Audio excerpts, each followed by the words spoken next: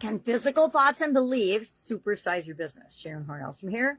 And this reminds me of a couple thoughts this morning. Number one, my daughter reminds me to never ask my granddaughters a question that I can't accept the answer to, or I don't want the answer to. So if I ask them something and they're going to just say no, but that's not the answer I want them to say, then I shouldn't even ask them that question. And it's super wise advice for everything. I say we ask, but don't have any attachment to the outcome. So if somebody says no, so if we ask somebody to join our business and they say no, well, good for them. They obviously have something else going on that is more in alignment with who they really are. And the other thing that comes up for me when I think of physical thoughts and well-being and the impact on our businesses is for 35 years, a little over, I owned and operated and ran an Italian food manufacturing business. And in that business, I had some thoughts that kept us small, and I had some thoughts that helped us to grow and expand and supersize. And I didn't necessarily understand it or realize it at the time because I wasn't focused on that I could be the bottleneck and the problem of the business.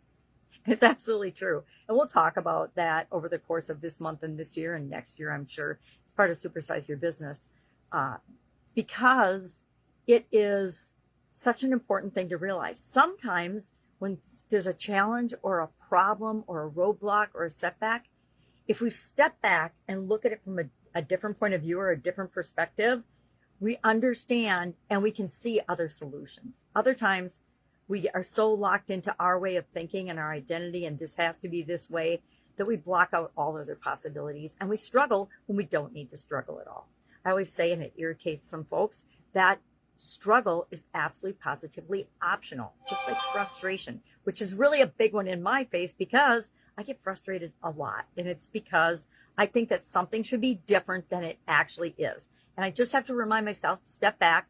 Okay, what's really going on here? What is going on? Not what do I expect to be going on? Because they're usually two different things. When they are, it causes this little gap in between my emotions, right? Which always impact us. We talked about emotions already this year. So today we are going to think about and pay attention to and become a little more self-aware with respect to our business. What physical thoughts and beliefs are we having that might be impacting our ability to grow and supersize our business, or just that we're having?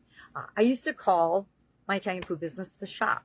Well, the shop automatically insinuates small, right? It's a small shop. It's just a little shop where we make handmade Italian food, right? We did tens of millions of dollars out of that little shop, which in most people's mind is pretty big and supersizing. So by me minimizing it and keeping it small, kept us small, and we wouldn't even see and I didn't even see the opportunities all around us.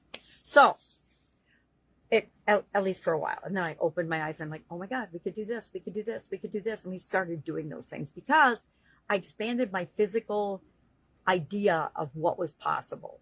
So today, I want you to think of at least 3 physical thoughts and beliefs that you currently have. Just notice what's running through your head all the time and write those down. Share them in the comments below so we can help one another out and we can challenge one another to say, okay, well, if you want to really grow and build and supersize your business and stop struggling, this thought, here's how I see it impacting your way of looking at things, right?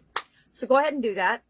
That is what we're doing today. And then today and tomorrow, I think are some of the most, well, yesterday, today, and tomorrow are like set the foundation and the tone for how we're going to successfully navigate this area and aspect of the life framework or the business framework for our business. So it's easy to skip over these things. Well, what do you mean, my physical definition? What's my definition of physical? Or what's included in the physical aspects of your business? Is it your business? Is it your facilities? Is it your tools that you use in infrastructure? Is it other people's platforms? Because some of those things we have control over, some of those things we don't. And if we don't have contingency plans in place for the things that we don't have control over, just like millions of people, okay, billions of people learned during the pandemic, we can find our life turned upside down in a matter of minutes, right? So, any questions? Hit me up and ask. Otherwise, go out and make an amazing day, and I will, of course, be with you tomorrow.